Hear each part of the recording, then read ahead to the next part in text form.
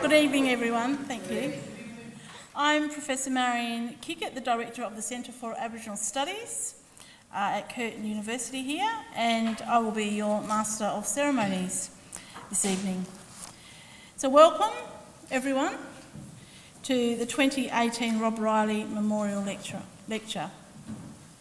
This special event was inaugurated by the Centre for Aboriginal Studies in 2005 with the purpose of celebrating Rob Riley's life and achievements. Before proceedings get underway, please take note of the following. There will be photography this evening, so photos will be taken. If you do not want to have your photo taken or published, please advise our event staff. May I request that all mobile phones are switched to silent? You have mobiles with you, as everyone does, for the duration of the event. We would appreciate that. So the toilets, for those who don't know or have not been to this venue before, it's just out through those doors and to your right. In the event of an emergency, please exit the venue from the doors at the back of the room, as well as from the front doors to your left, and assemble on the grassed area to the right of the lecture theatre. I would like to recognise members of Rob Riley's family here today, or tonight. His daughter Emma Riley and her family, Nathan, Shanae and Kira Lee. I would also like to acknowledge Megan and Jay and their families who are unable to attend tonight and be here with us. And recognise the extended family members that are here as well. And there are a few. So great appreciation for those family members coming, and we acknowledge Rob's family and extended family. I'd also like to recognise our elders, present, past and future, and acknowledge our elders that have also come tonight. I want to acknowledge Reconciliation WA for their continued support of this memorial lecture. Our proceedings will commence with a welcome to country, and this will be delivered by Elder Robyn Collard. So please welcome Robyn to do the welcome.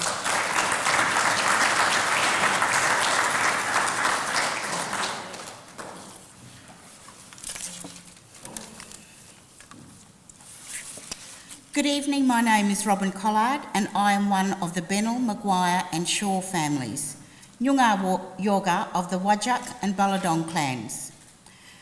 Here in Perth, or Birlo, as Noongar know it. I'm representing my elder sister Marie Taylor, who couldn't be here tonight, and I'm one of many traditional owners and custodians of this land, and I'm humbly honoured to perform this welcome tonight. And I acknowledge with the highest respect Nyunga Marman, Ngunis, our men and brothers, Yogas, Juk, our women and sisters, elders, our mort or family, and Burias, our leaders, all of you who are here this evening. There are three principles that are of the utmost importance to Noongar people: our connection to land, our family and our knowledge. Ngala Buja, Ngala Mort, Ngala Kardijan. And in our gathering we remember and acknowledge our family who walked this land before us. They have stood tall and strong on sacred ground. This land carries our ancestors' stories and spirit here in Nyunga Wajak Buja. Kaya, Wanju, Nunukan Kwabadak Nyunga Buja, Kedlak Nunuk Kuling, Nija Wadarin. Hello and welcome everyone. You've come here to this beautiful land by the great waters. Nija Jinning, Mai Wakal Kardijan, Wankaning Wiran Buja. Burna Wankaning, Balap Court, Kart, Mindich. Welcome to the sacred ground of the rainbow serpent, the creator of the Noongar dreaming, and all of the stories, language and knowledge and culture that belong to this land. I bring the eucalyptus leaves to encourage peace.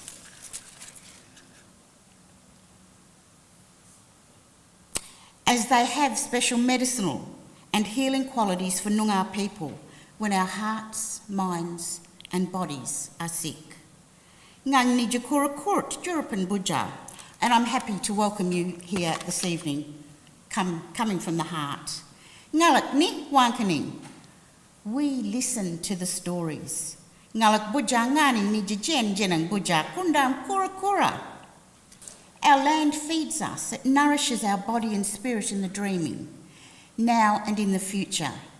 We walk on sacred ground and renew our spirit and connect to country. Nganjurpan wankaning ni jenang karijan ngalak. So that's why we're happy for this opportunity to share stories, listen, look and learn from each other. Yiriyakan, Murich Mort Nunuk. Stand tall and strong for your families and for yourself. Murich Court, Murich Wirin, Murich Ngat Nunuk Mar. Strong heart, strong spirit, strong self. You are welcome here to sit and listen in Perth or Birlo, as Noongar people know it. This gives life-giving skills and the healing hearts and the strong hearts and goodness. Kedlak kura winyan bunich. There might be sometimes, like today, where we will be humbled. Nunuk Murich, but you are strong. We are strong and solid. And our families need to hear that and see that from us. So one day, perhaps in the spring, we might meet again. We sing songs and tell the stories, as we will hear tonight from Linda. So we're going to sit around our campfire tonight. This is our campfire, learning from each other so that we can be in that cleansing smoke, ngank, kep, ngan Dutch, and dipping that damper and the juices of the yonga and the birki, or the pig. Nunuk jukan and Dutch, benning and Jurapan. Yes, we all dream of that day. So we ask the good spirits to be present and that this ceremony will always be conducted with dignity and respect. Guide our words and our hearts to be kind and thoughtful to those that we might meet in our journey of learning in Noongar Wajak Buja. Yunka, thank you.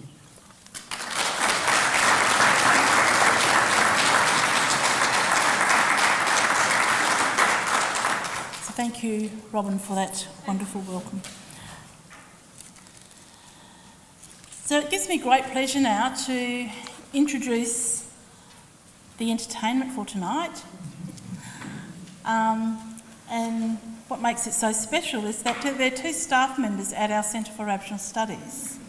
So I would like to invite musicians Doreen and Richard to come up to perform for us. Thank you.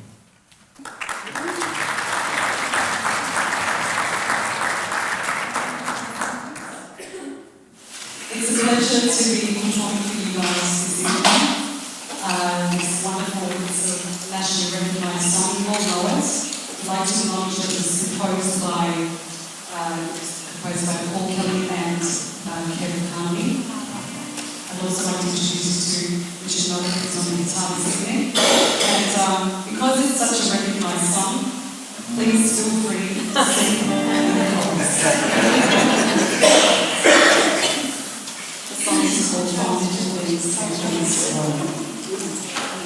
So you know the chorus already? Don't you see? Easy one.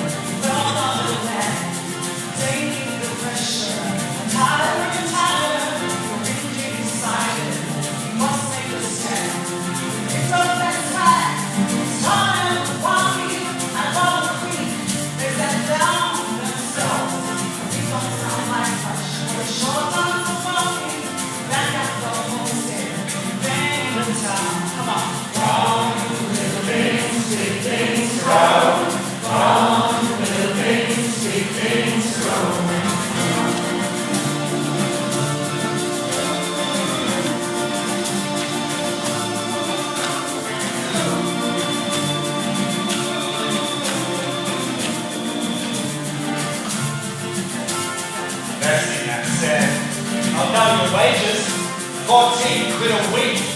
You'll have in your hand. The minister said, we're not talking about wages. Us moms sitting here, we get our hand. Get down, scattered shafts of cinder in snow.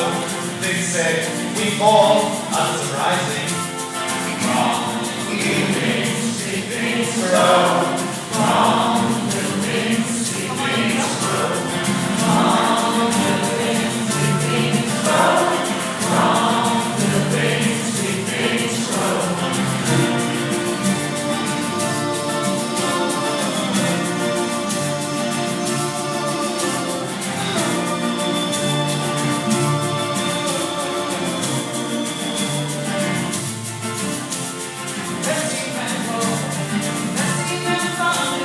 Don't stand a chance of a cinder and snow.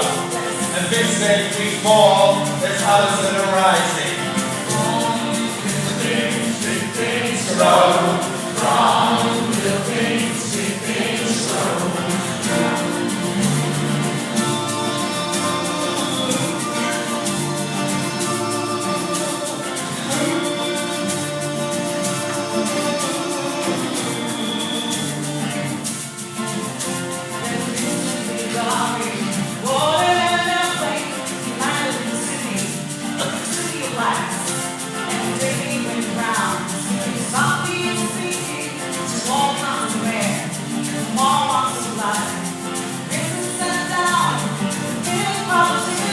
This is fair, they told him, but it's a matter of state.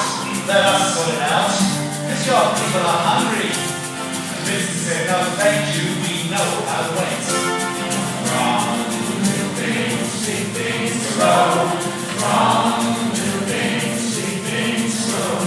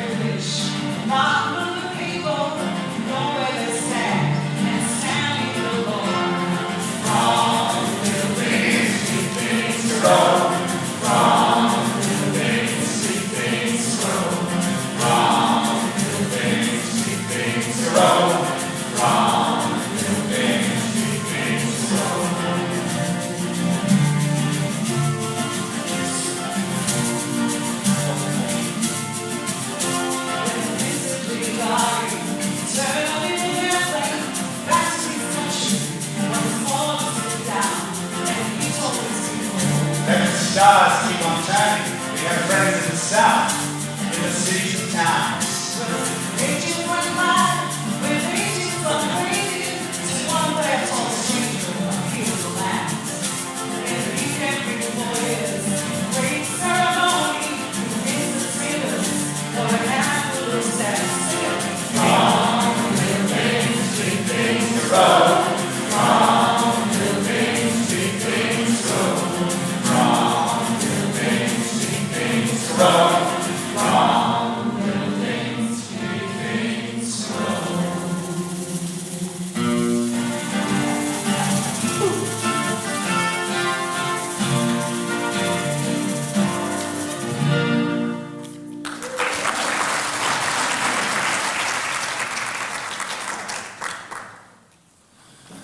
Thank you, Doreen and Richard. That was wonderful. So Doreen is responsible for all of our students who need tutors, not only at the Centre for Aboriginal Studies, but through the whole of the university.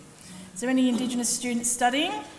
If they want to obtain a tutor, come down to Kaz and Doreen helps them, which is wonderful. And Richard is one of our amazing tutors that helps us in the centre as well. So thank you very much. That was wonderful to show off our staff tonight. So I'd like to now introduce our Deputy Vice-Chancellor, Academic, Professor Jill Downie. Will now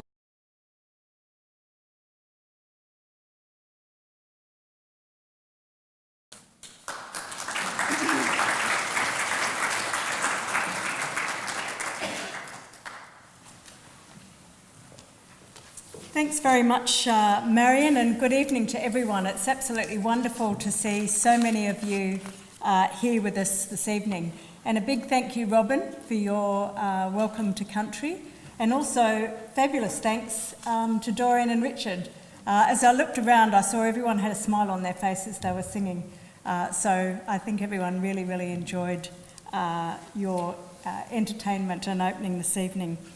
I'd also like to begin this evening by recognising the traditional owners of the land on which we meet, the Wiradjuri people of the Noongar Nation, and pay my respect and thanks to elders past, present and emerging.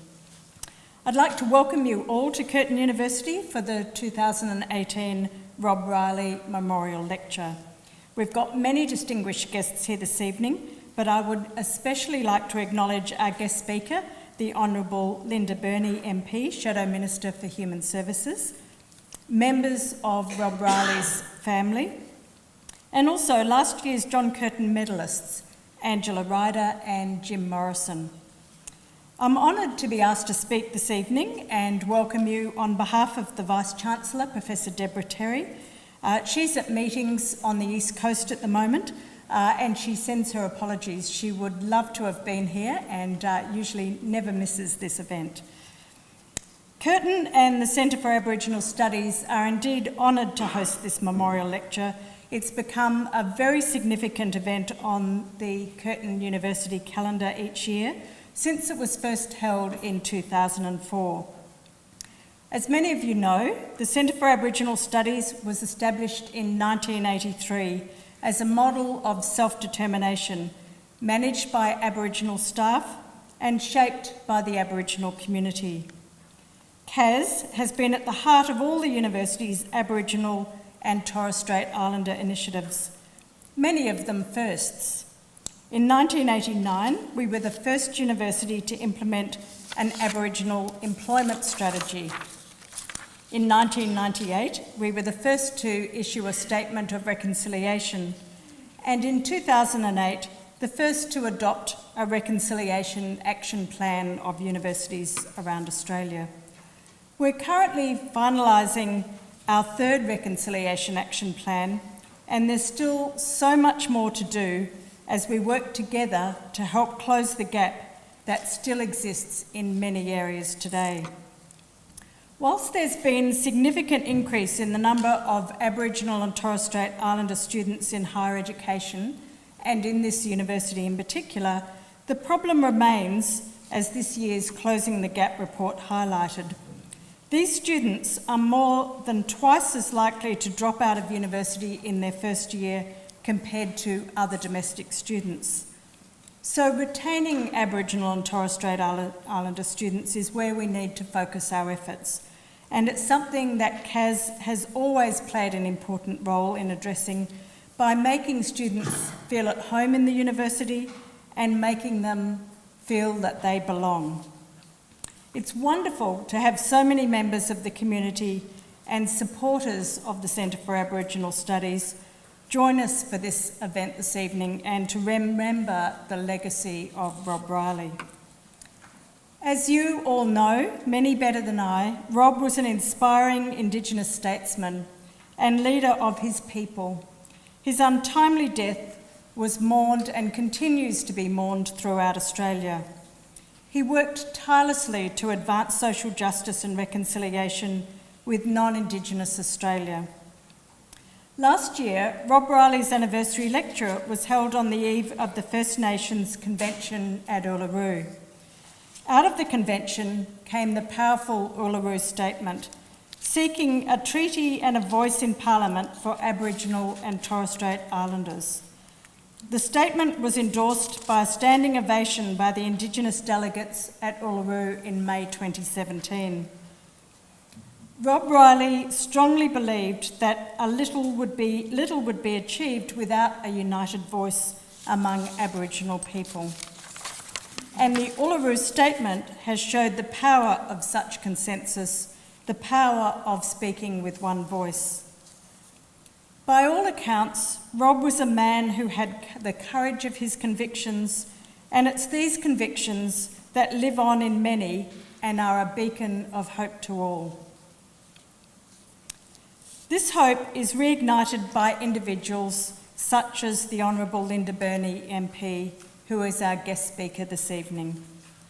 As a proud member of the Wiradjuri Nation, Linda was the first Aboriginal person to be elected to the New South Wales Parliament and the first Aboriginal woman to serve in the Australian House of Representatives. Linda's commitment to Indigenous issues spans more than 30 years. She was elected as the federal member for Barton in 2016, following a 14-year career in the New South Wales Parliament as member for Canterbury. During her state political career, she served as minister in a number of senior portfolios, including Minister for Community Services and later as Deputy Leader of the Opposition. Following her election to the Federal House of Representatives, she was immediately appointed as Shadow Minister for Human Services. She began her career as a teacher in Western Sydney and then as an education bureaucrat before being appointed Director General of the Department of Aboriginal Affairs in 2000. Linda has also held senior positions in non-government sector, serving on a number of boards, including the SBS, the New South Wales Anti-Discrimination Board and the New South Wales Board of Studies. We're extremely privileged and honoured to have the Honourable Linda Burney MP deliver this year's Rob Riley Memorial Lecture. Please make Linda welcome to the podium.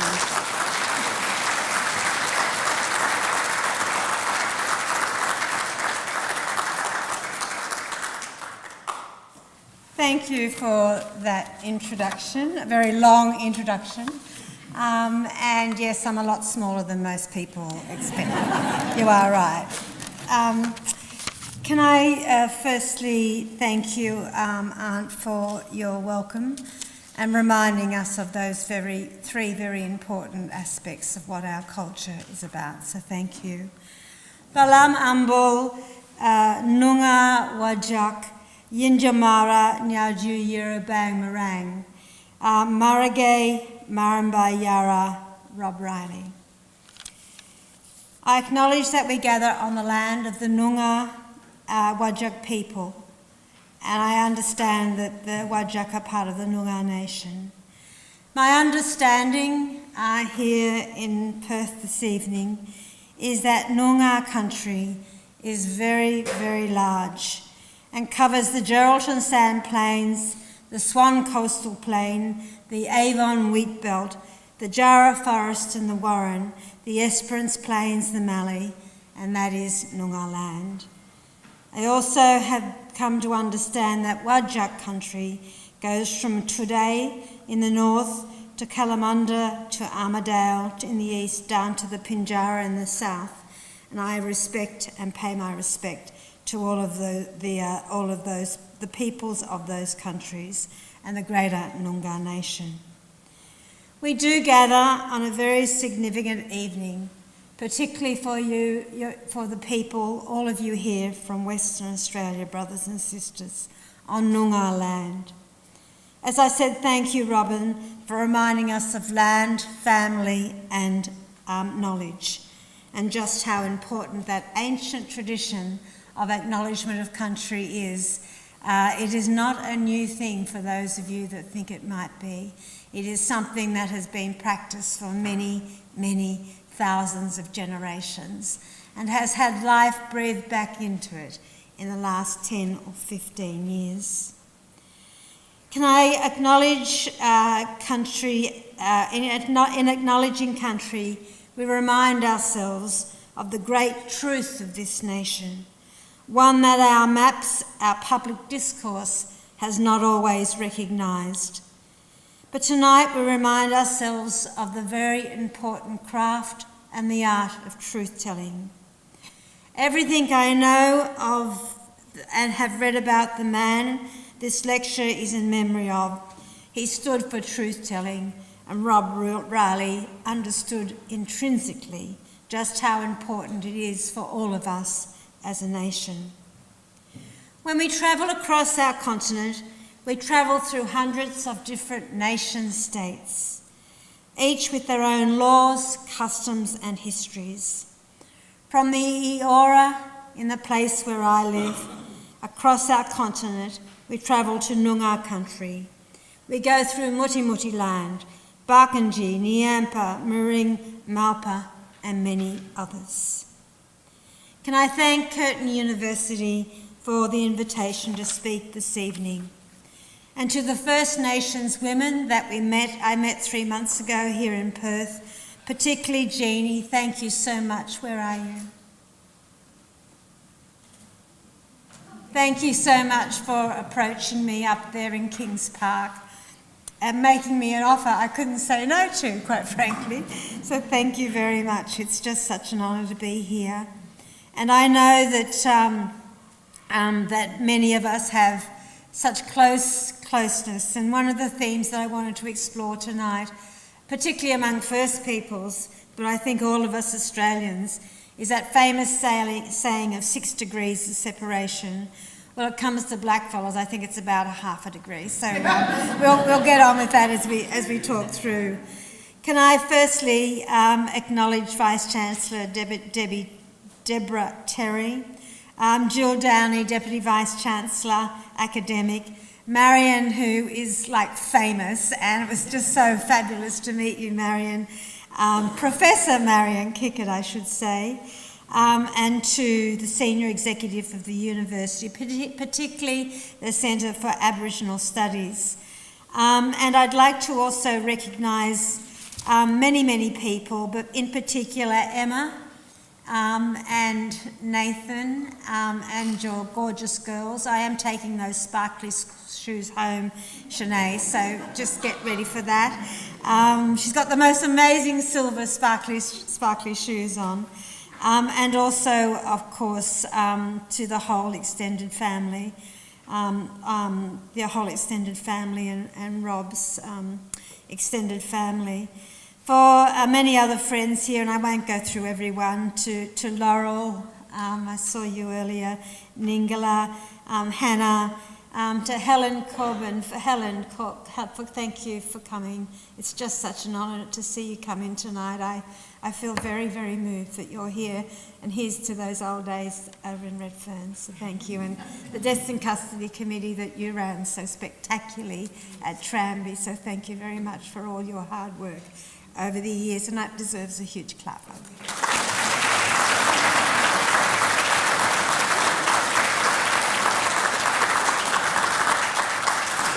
And to Christine, I'll see you in Sydney, I believe, in July. So, but to everyone here, thank you so much. I think Ben White was going to try and make it, and Josie Farrow, I'm not sure that they have.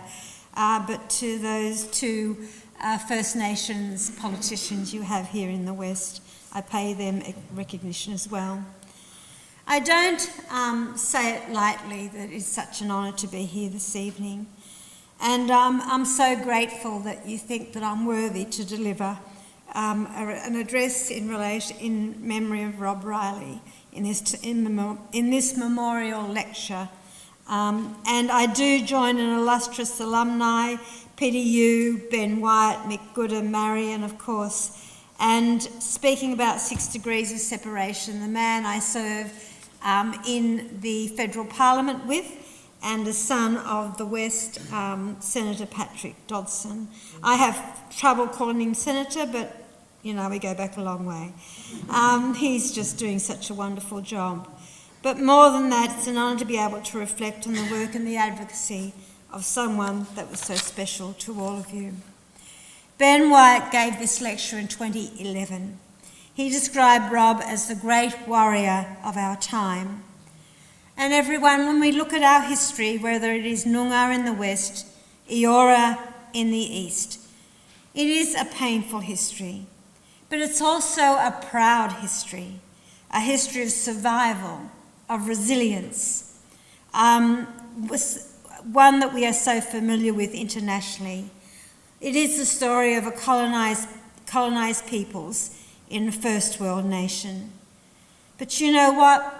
We have a proud history of male and female warriors and warriors of resistance. I say proud because our people and our ancestors and our history, we can find a great sense of courage, of compassion, of justice and generosity in a very unjust set of circumstances. We have been these characteristics and attributes that we have sustained us over many, many years. They say that history is written by the conqueror, and there's something that I'd like to put in front of you this evening. I spoke about it in my first address to the Parliament. History is written by the conqueror, but the truth is starting to be told, the truth that Rob Riley spoke of. And wars have been fought on Australian soil. In my country of the Wiradjuri, we had 3 wars, 3 bloody wars, the Hawkesbury, the Nepean and the Bathurst Wars. And the symbolism for us as Australians and as First Peoples and fellow travellers is important.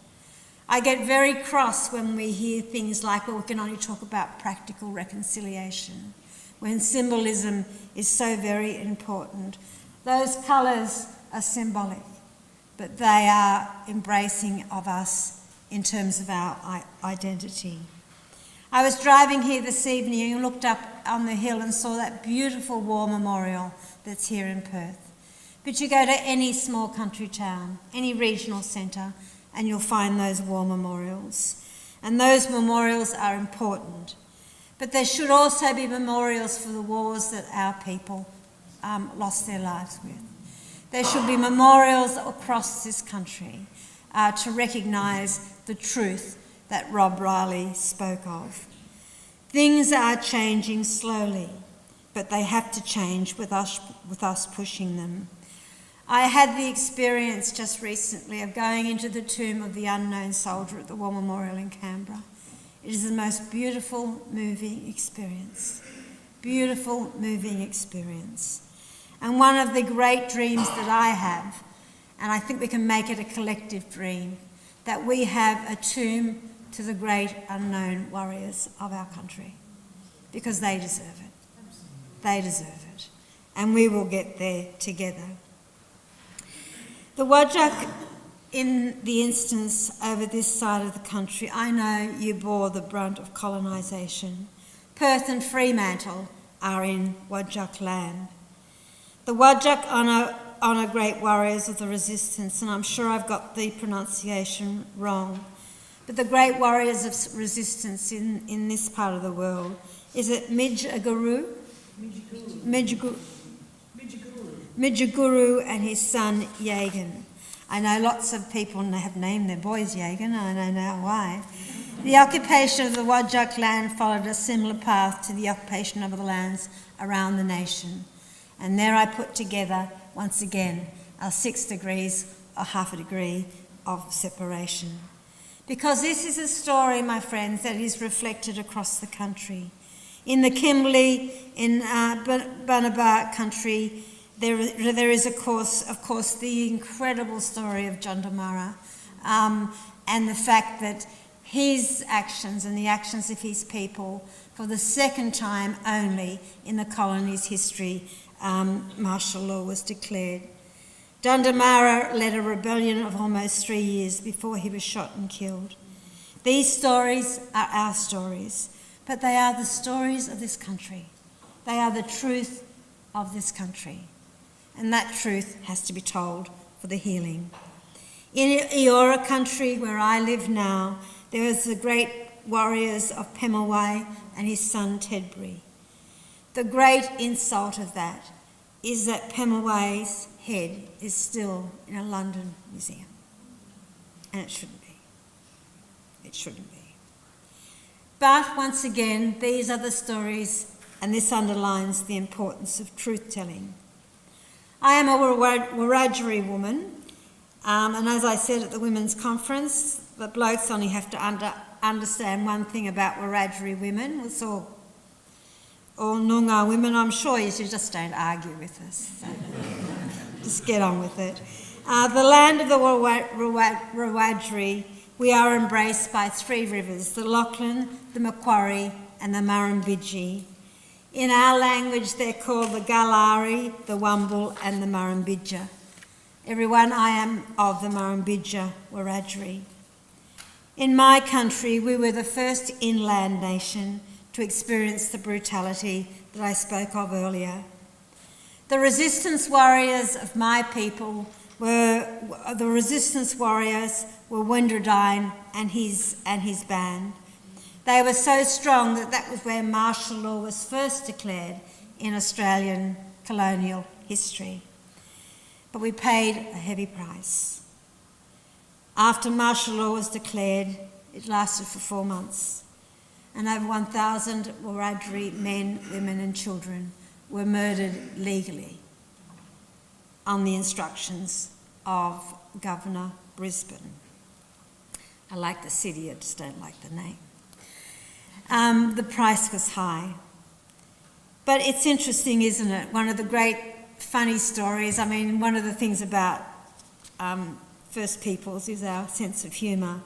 We laugh about 3 lads that's supposed to have crossed the Blue Mountains first. Their names were Blackstone, Wentworth and Lawson. I just wondered what tracks they followed across those mountains.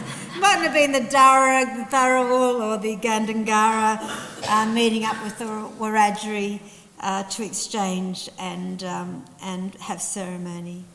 But such nonsense is history. And I come back once again to the importance of truth-telling. I think that nothing can exemplify that importance of truth-telling, and my optic desire for some Australians to rewrite history or keep history in the comfortable space that they think it is. And nothing could be more emblematic of this is that I represent the electorate of Barton. In the seat next to me, it's the electorate of Cook. I'm not sure who that was named after, but it is the electorate of Cook. And one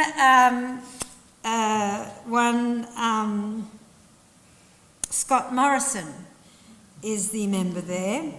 He's our treasurer. And in the budget papers, there is $50 million allocated on the redevelopment in La Perouse and Canal as a tribute to Captain James Cook. Now, $50 million I think could be better spent in terms of telling the truth than establishing such a history. In the electorate of Barton, we are located in Eora country on Biddigal land. It too boasts, as I said, Pemulwuy and Tedbury, and great resistance there. I wanted to try and focus a little bit tonight, not only on truth-telling and that closeness that we have, and the way that we connect to each other, both Aboriginal and non-Aboriginal, to talk about the fact that there are 4 major priorities of the First Nation caucus that I am part of. Those priorities are looking at the number of children removed from Aboriginal families. I know that's a very important issue here. To look at domestic violence, the number of young people in juvenile justice and more broadly in prison, and overriding that, as we heard, the constitutional recognition issues. And the stories of the stolen generations in Western Australia is very much, and particularly the Protector of Aborigines here, one Chief Protector, A.O. Neville, so much set the attitude and the approach in other places across the country. Of course, A.O. Neville was notorious for coining the term to breed out the colour. And that was taken up with great gusto. In New South Wales, we had the Aboriginal Protection Board. I know that here you had places like Moore River. But the Aboriginal Protection Board removed in New South Wales, as it did right across the country with whatever institution there was, First Nations children to places in my state like Bomonderry Infants Home, Kinchela Boys Home and Cootamundra Girls. Will had nothing to do with this. There was such regard for truth-telling and such disregard, as I should say, for truth-telling and disregard for our humanity. You in this room, First Nations people, will know either yourself or your parents or grandparents, your aunties and uncles. In New South Wales, I don't know what you had here, we had a thing called the dog tag. It was a little pass, a little brown leather pass. And inside it was your photograph and how much Aboriginal blood you had running through your brains. Full blood, half caste, quadroon, 5/8, 7/16, and it got down to something as ridiculous, 1/64. The authorities today took it upon themselves to civilise or protect or save these children from themselves, from their families and from communities. In the Bringing Them Home report and the testimony it gave light to was truly heartbreaking. I won't go through it all, but the point that I'm making is this, that in our work, and I know that you all work in this space, and Uncle of Rob introduced himself earlier, is that intergenerational trauma is something that we feel in our stomachs. That intergenerational trauma is in our hearts, it's in our families, and it is what has built us. And policymakers and universities and governments have to understand that you just don't talk about the family in that generation. Unless you look at the intergenerational trauma that's come down with us and still sits with us, then you can't possibly help make the right decisions with us as First Peoples. And that is what gives us the 6 degrees of separation. That is what makes us our common humanity, our common story. I know that in Rob's case, there was that intergenerational trauma. In Quentin Bereford's book about Rob and Sister Kate's, she speaks about Rob's grandmother, Anna Miller, who was removed, Rob's mother, Violet, who was removed, and then, of course, Rob himself. And that is what I mean by intergenerational. And I look around and I see the faces of First Nations people here tonight, and I can see that I know, you know what I'm talking about. I see my aunt, she was removed and her sisters weren't. And she's never really connected back to them, not in the way that the others have. And it just stays with you. One of the most powerful things I think I've ever seen, you'll remember when the redhead come onto the scene, and we had the Tampa election reconciliation process had just finished in 2000 in all the bridge walks. And then you had that disgusting thing that we saw come out of the West as well as across the country around the native title debate. And we had Senator Herron. I couldn't remember him, I just wrote down Panadol, but anyway, Senator Herron.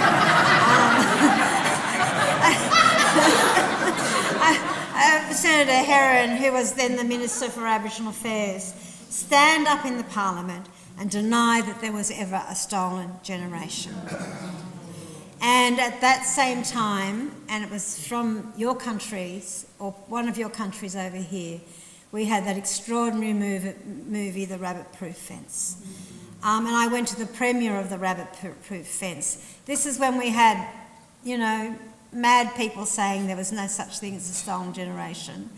And at the end of that movie, sitting there, the lights came on, and 2 of those little girls came, they're all women now, came out and spoke to us. And I thought, how dare you deny these people? How dare you deny these people their reality? And those little girls' names were Molly, Gracie and Daisy. I don't remember now which of those 3 has passed, but 2 of those little girls as grown-up grandmothers were there. And I remember this so very, very well, and it stayed with me in my heart in a very big way. So those effects are still with us. But I will never forget, that great saying, everyone attributes it to Martin Luther King, but it wasn't him that said it. but the arc of justice the moral compass of justice leans toward. The moral compass leads towards the arc of justice. And I think that that's a really important thing for us to remember. I will never forget everyone in all of that after the injustice and the scale of the Bringing Them Home report. It even said that it was not possible to estimate the number of children removed. I remember the day that Prime Minister Kevin Rudd made the apology. Some of you might have been there in the Parliament. I'm sure most of you watched it and you'll remember where you were. I sat up in the gallery, never imagining I'd be down on the floor of the House in a few years' time. And Kevin Rudd made that apology. But what I remember most from that day was those old Aboriginal people sitting around the edge of on the floor of the Parliament. I have never seen such grace. I've never seen such generosity, because after Kevin Rudd made the apology and Brendan Nelson stuffed his up and I do like him, they stood up with Jenny Macklin and walked around the Parliament, and there was an old woman who was elected from the group that stood up, 2 old women, and you know what they gave those political leaders? A coolamon. We carried our babies in those, and I thought, wow, if those people can do it. And it also showed the importance and the power of truth-telling, because their stories had been acknowledged finally by the federal Parliament. I think that the important thing to say about this talk tonight is that the balm for that pain, and Rob knew this, the balm for this hurt is the capacity to listen to the truth and have the truth told. And we can never be a fully grown-up nation unless that story, the story of our people, is told. As I was researching this and learnt more and more of Rob Riley, whom I did meet in the early 80s, it seemed to me that I developed a deep affinity, because Rob, like me and like many of us, had so much of our identities challenged, our identities made to feel worthless. The town that I came from, I went back there for the 150th anniversary of the little school I went to.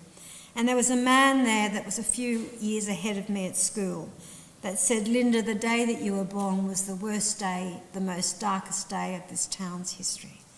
And I was just stunned. I was told that I would never amount to anything, that I was worthless. And I decided that I am not going to let that pain that I spoke of earlier define me. I refuse to allow it to define me. And I think that Rob Riley in many ways had that similar fight for fairness, for justice and for our people. And you would not be in this room tonight if you did not have that same fight and that same fire in your heart. We are defined by our warriors, the warriors of the Whadjuk, the Wiradjuri, the Eora, the Yagans, the Wiradjuri, the Bennelongs, the Barangaroos, but also the Rob Rileys, the Faith Bandlers, the Pearl Gibbs, the Ujaroos, and many, many more. When we define our warriors, we don't define them just in the past. We define them as those that took 10 years to bring about the 67 referendum. We define them by the 1998 bicentennial protest. This is a uniquely First Nation story. Rob Riley's story is uniquely First Nation. He was a warrior for the Noongar Nation, but he also transcended geographic parochialism and fought for pan-Indigenous Australia, said Ben White. His work and his advocacy contributed immensely to the advancement of our movement and to the major strides this nation has taken in our journey towards reconciliation. In my putting together this series, I thought of the women I met here 3 months ago. And I thought of that strength and that humour and that deep respect for culture. And I remember Rob very much, particularly in '88. I was the main organisers, don't ask me how I got there, of the '88 movement. Some of you were there. And I remember him as outspoken, passionate, charismatic, with a profound sense of justice, fairness, a soft face and a sharp humour. And I'm told by Dennis Eglinton this week, a fiercely competitive sporting nature, but I didn't see that, of course. He was driven by his experience, but he also seemed to be driven by the experience, as we all are, of those that have gone before us, of our mothers, our grandmothers, our aunts, our uncles, our brothers-in-law, our family. He knew the importance of truth-telling, and in many ways, as we heard earlier, a very untimely death. And it is once again that 6 degrees of separation. I lost my own son in October last year.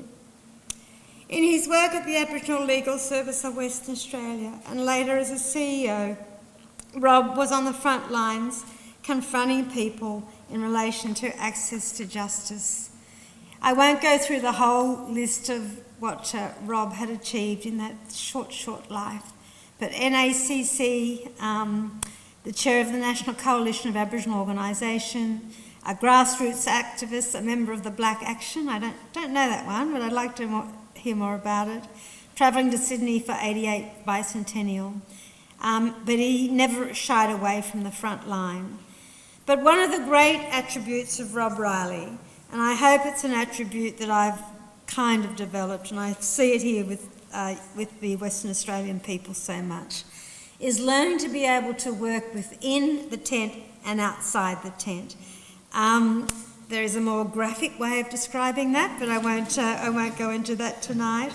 But Rob obviously worked for the Hawke Labor Minister Jerry Hand at a very, very important time. The Royal Commission of Deaths in Custody and moving the ball on treaty fell into his bailiwick as well. The Royal Commission of Deaths in Custody at a grassroots level, Rob served with, and I think anyone that worked on that commission, I know many people that did, will know how much hurt and pain you had to absorb personally to be able to do that job. I think the other thing, of course, and once again it's another 6 degrees of separation, Rob was deeply involved in the drafting of the Native Title Act after Mabo in the Keating government, and so was my late husband Rick Farley, and I hope that they knew, and I know that they knew each other, and that's a great sense of fondness. But Rob fought with a passion driven by a strong sense of fairness and justice, but tempered with nuance and knowing that the truth must be found. He advocated for an inquiry into the stolen generations, and that helped pave the way for the Bringing Them Home report. I consider the Bringing Them Home report as the line in the sand for this country. When I think of Rob Riley, I think of the words of Edna St. Vincent Millay. My candle burns at both ends. It will not last the night, but my foes, and my friends, it gives a lovely light. Who would have thought that we would see an apology to the stolen generations? Who would have thought that we would see a whole of government effort in Indigenous affairs? Who would have thought that there would be a national call now for constitutional recognition, a voice to the Parliament, and a process of, guess what? Truth-telling. We cannot ignore these things, and I do not ignore the issues of social justice. But I do say that there are more Aboriginal people in parliaments across this country, and I do say there has never been a time in our nation where there is such a togetherness between Aboriginal and fellow travellers, non-Aboriginal people, and those relationships are important. We all make a difference.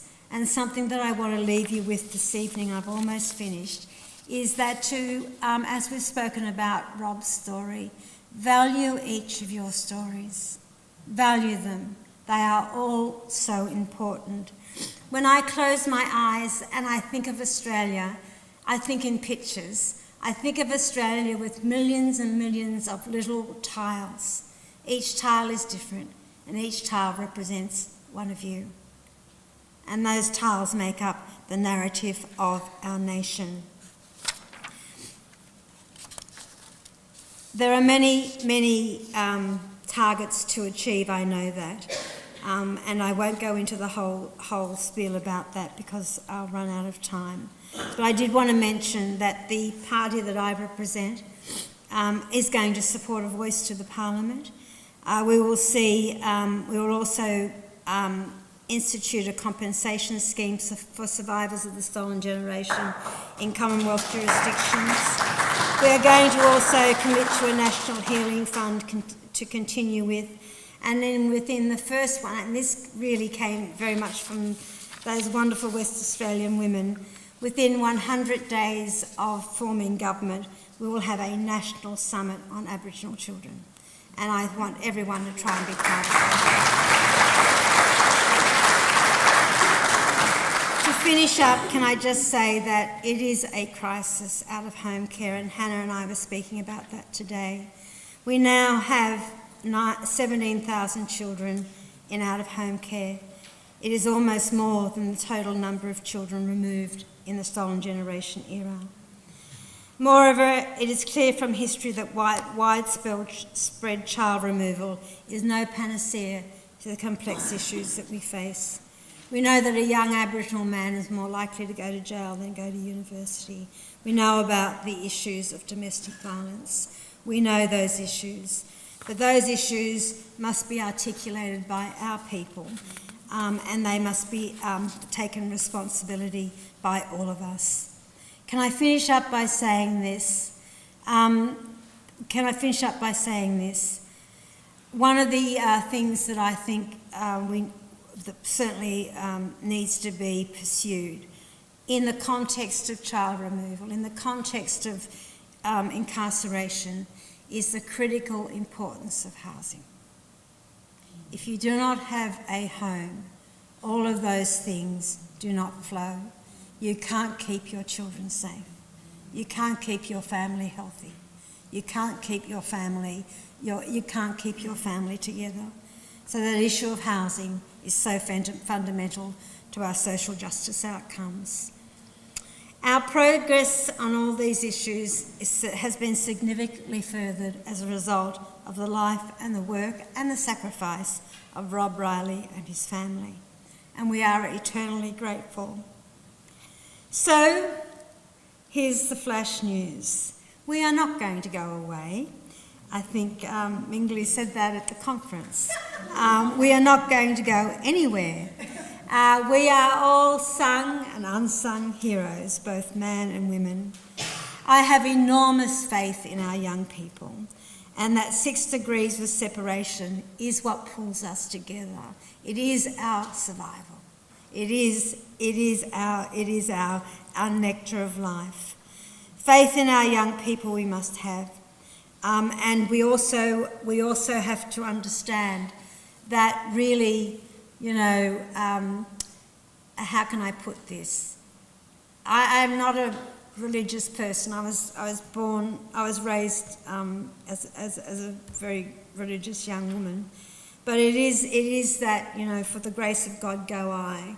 We want our young people, our 18-year-olds, to be going to university. If they'd been 2 generations ago, it could be an AK-40 in Vietnam. It is when you were born. It is that life experience that you put together. But the one thing is for sure, as Aunt started the night out, resilience, humour and generosity is what underpins us. And that fundamental principle that underpins Aboriginal culture, reciprocity, is why we are still here. It truly and truly is. But this is just not our fight. This is the fight for all good-hearted people and all people of consciousness in this country. And I want you to join us, and I know that you have joined us and inspired us in this fight. So can I finish up by saying to this wonderful man that we honour tonight, who believed in truth, who believed passionately in truth-telling, that we keep that fight going. We keep that aspiration the highest, the absolute highest. Auntie Evelyn Crawford was a senior woman that passed away a number of years ago from Brewarrina, very famous. And on the back of her service at her funeral, there was a photograph of her with her old dog sitting around a campfire. And she said this, you can't change the past, but it sure makes good looking at. Thank you, everyone.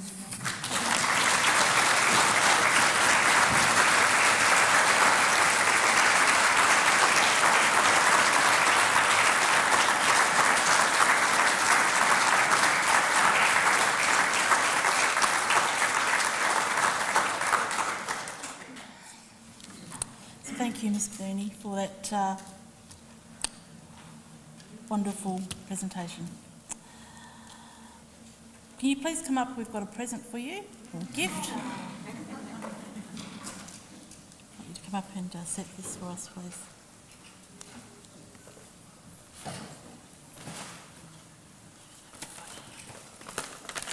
I love presents.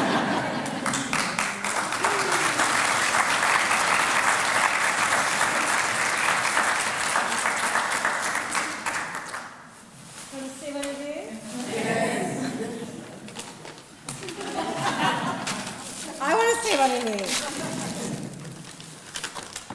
Oh wow. Some beautiful booklet and fine craft. Oh, I wanted to buy that last time I was over here. And a mug that matches it. So that would be nice.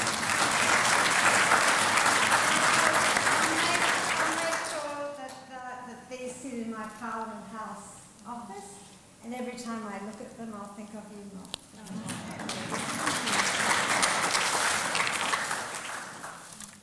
Thank you. So Rob Riley was an inspiration. His tireless work for social justice and reconciliation should never be underestimated. And annual events such as this will ensure that his legacy is never forgotten. We appreciate your attendance here tonight, and thank you all for the role you are playing in supporting and promoting reconciliation and understanding in our communities. So that brings the evening to a close. We support people to come up afterwards if they have any questions or wish to speak to Ms Burney. So she will be happy to answer any questions then. But our evening comes to a close. So thank you all very much for coming.